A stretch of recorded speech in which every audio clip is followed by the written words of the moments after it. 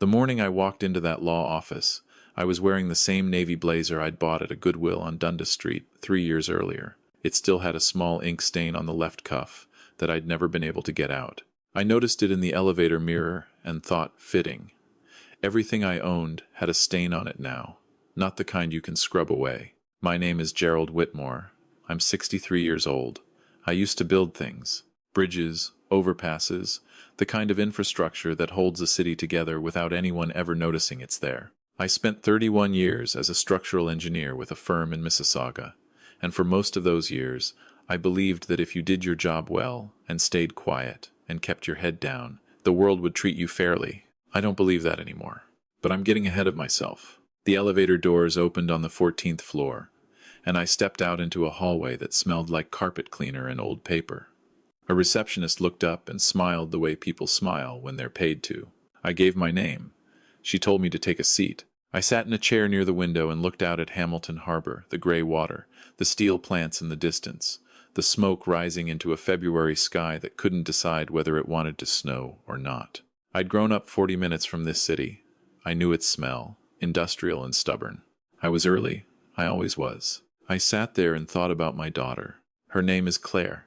She was 31 years old that morning, and she hadn't spoken a word to me in 4 years. Not a phone call, not a text, not even a response to the birthday card I'd sent her every year, the ones I still signed.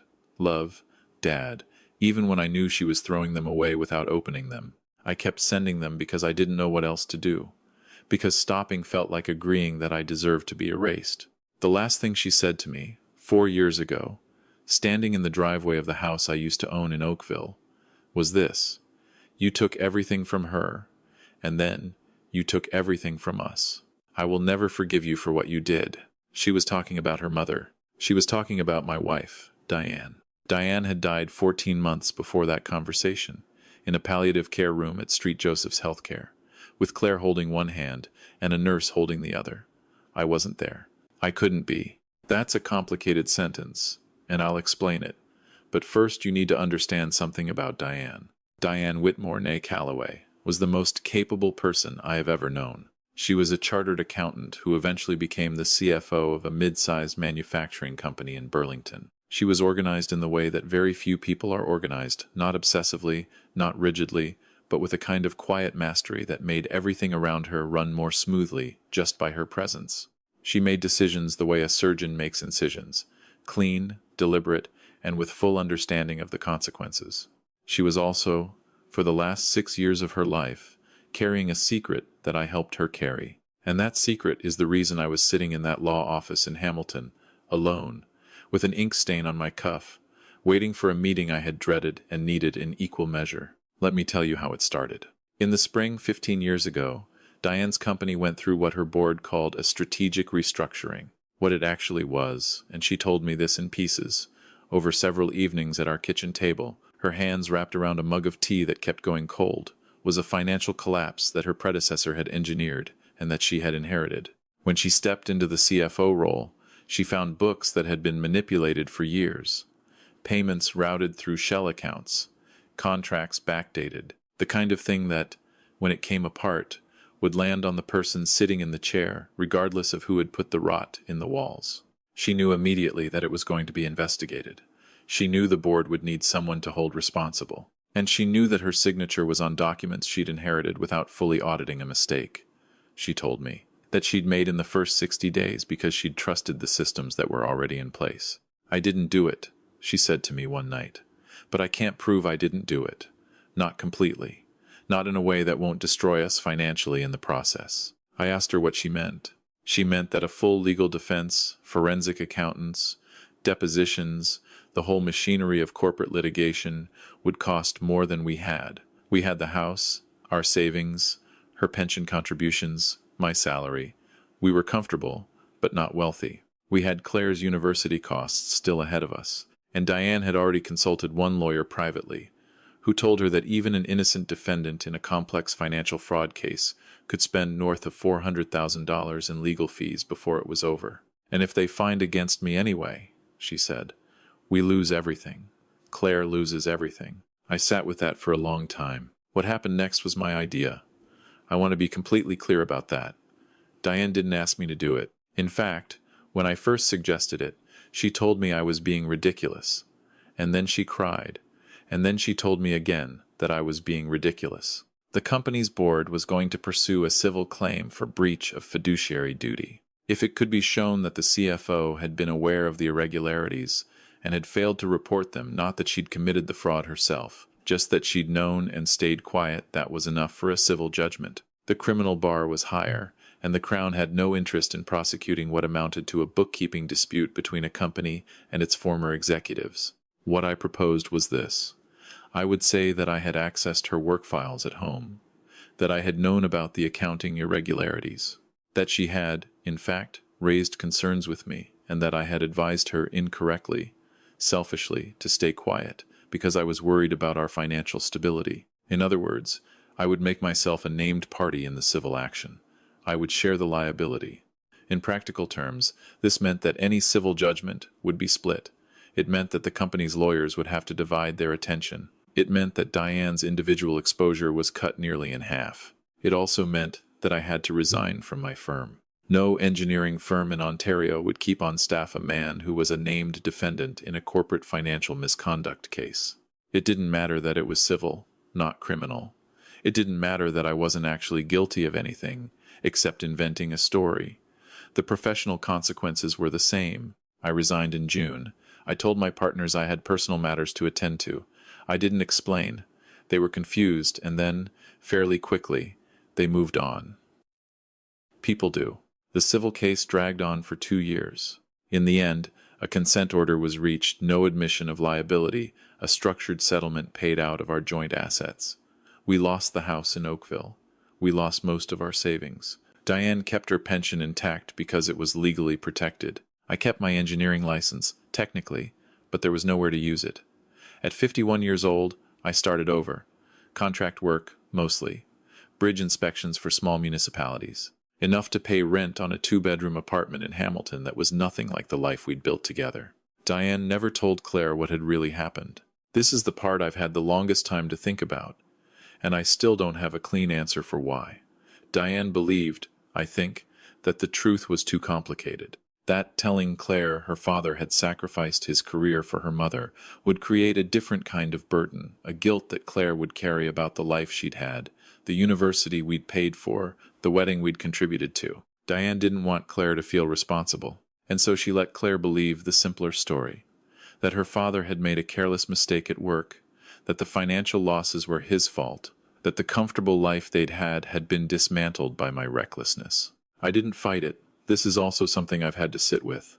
I didn't fight it because Diane asked me not to. Because she was already sick by then, the breast cancer diagnosis came 18 months after the settlement, and because I didn't have the heart to contradict her while she was fighting for her life. And then, very quickly, it became too late. Diane died in November, 11 years after we'd made our arrangement. Claire was devastated in the way you are when you lose a parent who was also your anchor, and her grief curdled, in the weeks after the funeral, into something that landed entirely on me. I sat across from her in the living room of her house in Guelph. She'd married a good man, a high school teacher named Phil, and she told me that she blamed me for her mother's stress, for the financial collapse of our family, for the years of scrimping and difficult Christmases, for the fact that Diane had died without the retirement she deserved. She worked herself to nothing because of what you did, Claire said, and now she's gone. I opened my mouth. I thought about telling her. I came very close, but I had made a promise to Diane, and Diane was not there to release me from it.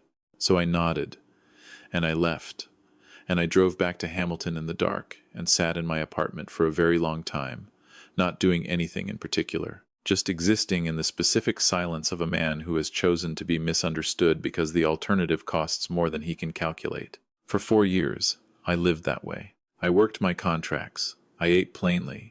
I walked along the waterfront in the evenings and watched the ships. I sent Claire birthday cards she never opened. I thought about her often, and about Phil, and about the grandchildren I suspected I would never meet.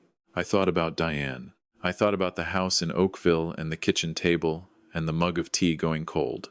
I thought about whether I had done the right thing. I still don't know. I think that might be the most honest thing I've said so far. The letter arrived on a Tuesday in January, 8 weeks before that morning, in the law office. It was from a firm called Brennan and Associates, and it informed me that I was named in the estate documents of Diane Margaret Whitmore, and that I was requested to attend a meeting on February 14th to hear the terms of the estate as read by the executor. I read the letter 3 times. Then I called the number on the letterhead and spoke to a woman named Miss Guo, who confirmed that yes, both I and Claire were named, and that the executor had specific instructions regarding the order in which information would be shared, and that I would need to be present in person. I didn't tell Claire. I didn't know if she'd been contacted separately. I assumed she had. I assumed she would come, because whatever else had happened between us, Diane was her mother, and she would want whatever her mother had left. I didn't sleep well in those 8 weeks. I walked the waterfront more than usual. I reread some of Diane's old emails. I still had a folder of them.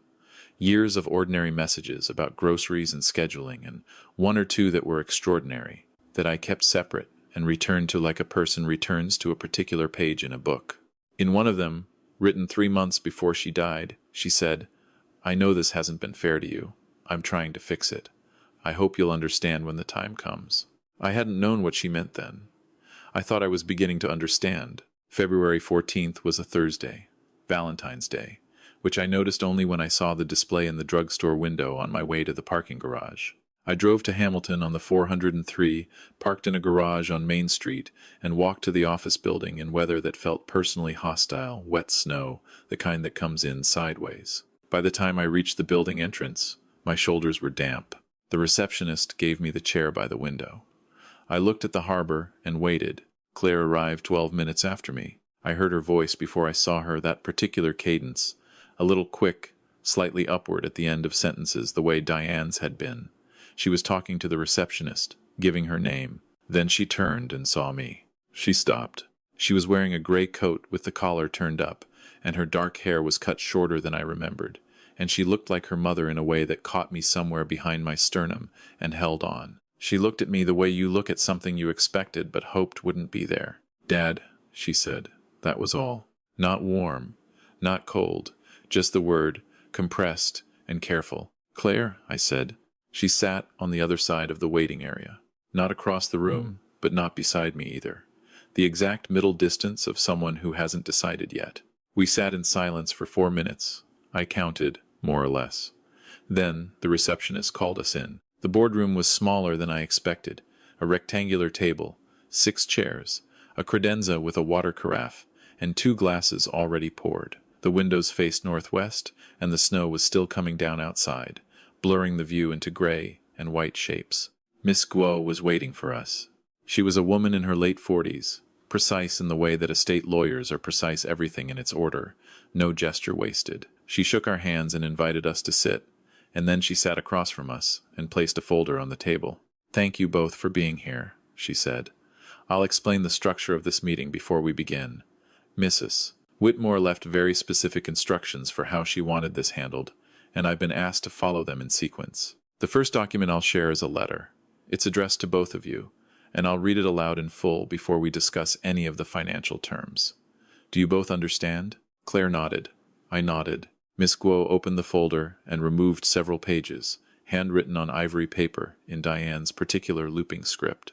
My chest tightened in a way I hadn't expected. Seeing her handwriting was like hearing her voice from another room. "This letter," Miss Guo said, "was prepared by Mrs. Whitmore and deposited with this office 14 months before her death, with instructions that it be kept sealed until both named parties could be present simultaneously. She was very specific that it not be opened or shared in any other format." She paused to let that land. Then she began to read. "Dear Claire and Gerald, if you are reading this, then I'm gone, which means I've run out of chances to say these things to your faces. I'm sorry for that. I'm sorry for a great many things, and I want to try to say them properly, because I've been rehearsing them for years, and I don't want to get it wrong now. Claire, I need to tell you something about your father. Something I should have told you before I died, but didn't have the courage to. I chose the coward's path, and I chose it more than once, and your father paid the price for my choices. I need to set the record straight." Miss Guo's voice was steady and professional. She turned the page. 15 years ago, When the board of my company began its investigation into the financial misconduct that preceded my tenure, I was frightened in a way I had never been frightened before. Not of losing my career, though. I was frightened of that too, but of losing the life we had built for you, for our family. Your father did not cause the collapse of our finances. He did not make a mistake at work. The truth is the opposite.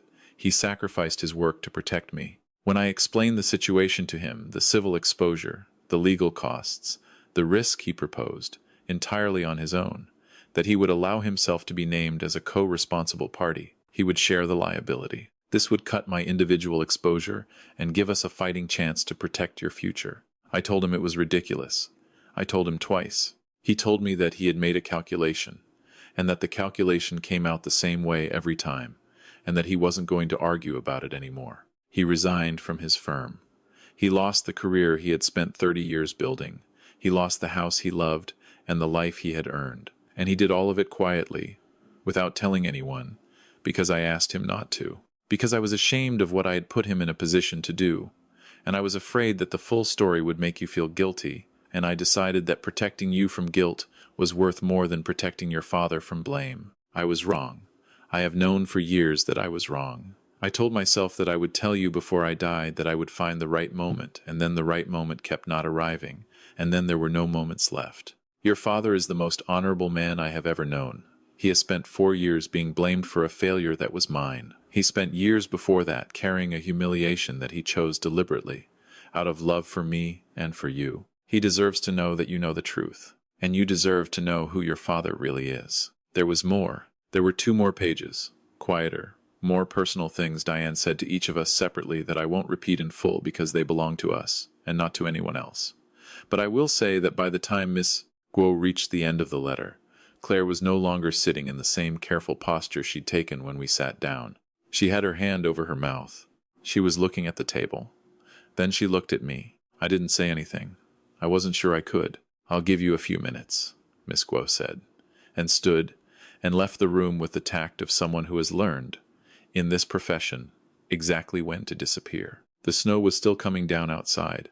The carafe sat between us on the table. "Dad," Claire said. Her voice was different now. It had lost whatever careful structure she'd built into it in the waiting room. She sounded younger and frightened, and something else, something that was trying to get out and didn't quite know how. "You didn't have to," she said. "You didn't have to do any of it." "I know," I said. "And you never said anything. For 4 years. You just let me—" "I made a promise to your mother," I said, "and then she was gone before she could release me from it. That's all." Claire put her face in her hands. She cried in the way that people cry when they're releasing something that's been held under pressure for a long time, not elegantly, not quietly, but with the full weight of it. I reached across the table and put my hand on her arm and left it there. We stayed like that for a while. When Miss Guo returned, she walked us through the financial terms. Diane's estate, primarily composed of her protected pension assets and a life insurance policy she had maintained for 20 years, totaled $3.4 million after taxes and administrative costs. The terms were clear and had been drawn up with her characteristic precision. $1.7 million to Claire, $1. $7 million to me, in equal shares. Claire looked at the number and then looked at me. "She planned this," Claire said, not accusingly. More like she was recognizing something. "She planned everything," I said. "She always did." "Did you know about the estate?" "I knew she'd left me something. I didn't know how much. I didn't know about the letter." Claire was quiet for a moment. She used the estate reading to make sure we were both in the room, so we'd have to hear it together. "Yes," I said. Claire almost smiled at that. It was the smallest smile, barely a shift at the corners of her mouth. But I recognized it the way you recognize something that was once ordinary and has become precious. She had her mother's mouth. "That's so like her," she said softly. We signed the necessary documents. Miss Guo walked us through the disbursement timeline. The whole technical portion took less than an hour, which seemed disproportionately brief for something that had taken years to arrive at. When we left the building, the snow had softened into something lighter, the kind that drifts rather than falls. We stood on the sidewalk together for a moment, not quite sure of the choreography of what came next. Claire turned to me. Her collar was still up against the cold. "I have so many things to say to you," she said. "I don't know where to start. You don't have to start today, I told her. No, she said. I think I do. She took a breath. I'm sorry, Dad. I am so sorry. I spent 4 years blaming you for something you did out of love. And Claire. No, let me say it. I need to say it. She said it. All of it, standing there on a sidewalk in Hamilton in February, the snow settling on her shoulders. It took a few minutes.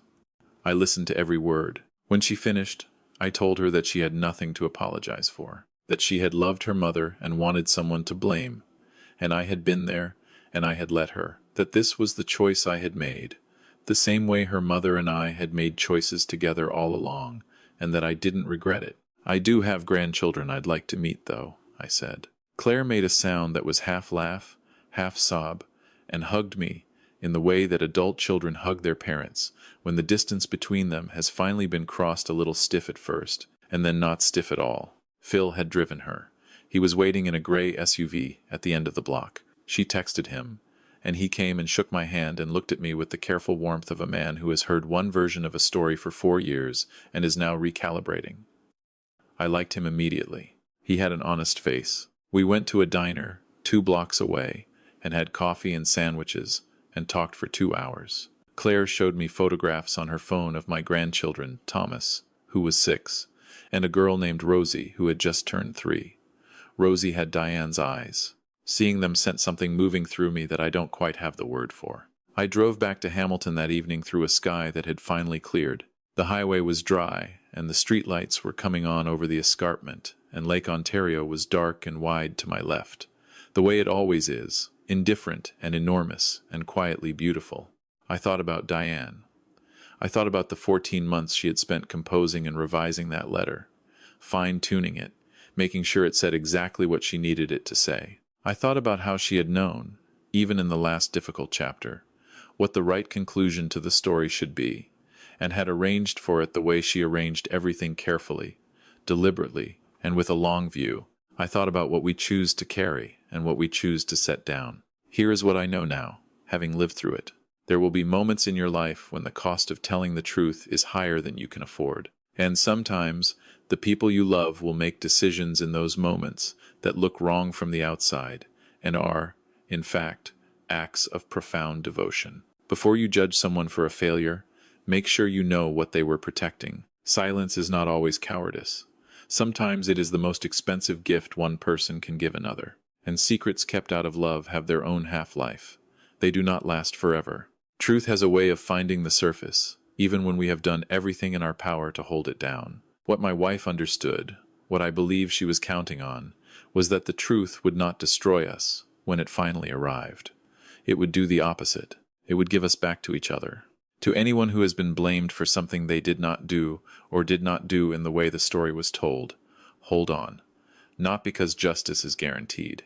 It isn't. But because the person who knows your whole truth is always yourself, and that is not a small thing to carry into the morning. To anyone carrying a secret that is costing you more than you expected, write the letter. Leave the record. Don't wait for the right moment, because the right moment has a way of not arriving. Say it while you can. Say it clearly. And to my daughter, thank you for the coffee. Thank you for the photographs. Thank you for saying what you said on the sidewalk. I will see you next Sunday, and I'm told Rosie likes to draw, so I'll bring the good pencils. That is enough for me. That is more than enough.